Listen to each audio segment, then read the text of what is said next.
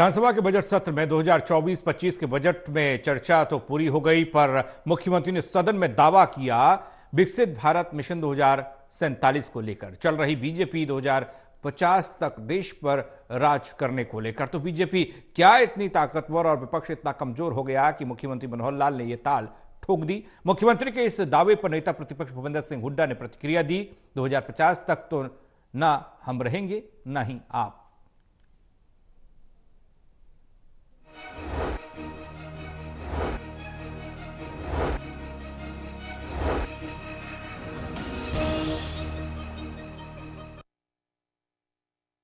मंगलवार को विधानसभा के बजट सत्र में सीएम के जवाब के साथ ही बजट सत्र पर चर्चा पूरी हो गई।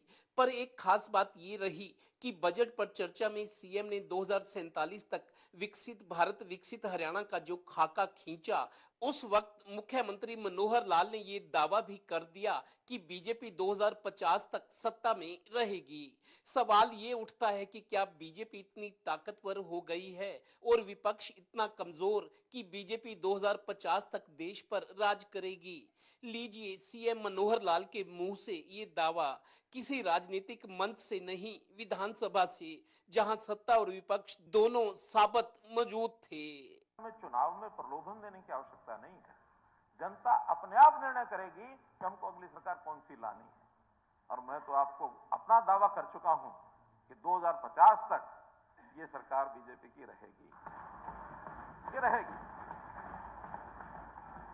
25 साल का, अभी 25 साल का आपको इस बात का पता है? अमृत काल 2050 तक था, आपने देना मेरा और आपका विषय नहीं है। हम व्यक्तियों पर नहीं करते बात, हम तो बीजेपी की कही है, विचार की बात कही है। और 247 का टारगेट हमारा ये है, विकसित भारत विकसित हरियाणा।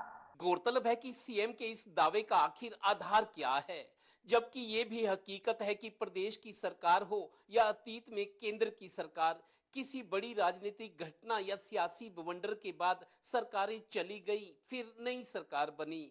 ऐसे में क्या मुमकिन है कि अगले 25 साल तक देश पर बीजेपी ही राज करेगी? सीएम ने जब विधानसभा में बीजेपी के देश पर 2050 तक राज करने का दावा किया, तो नेता प्रतिपक्ष भूपेंद्र हुड्डा ने कह दिया, तब तक यानी अगले 25 साल बाद शायद ना हम रहेंगे ना आप, क्योंकि वक्त की हर शय गुलाम, वक्त का हर शय पे राज। Haryana bureau, total news.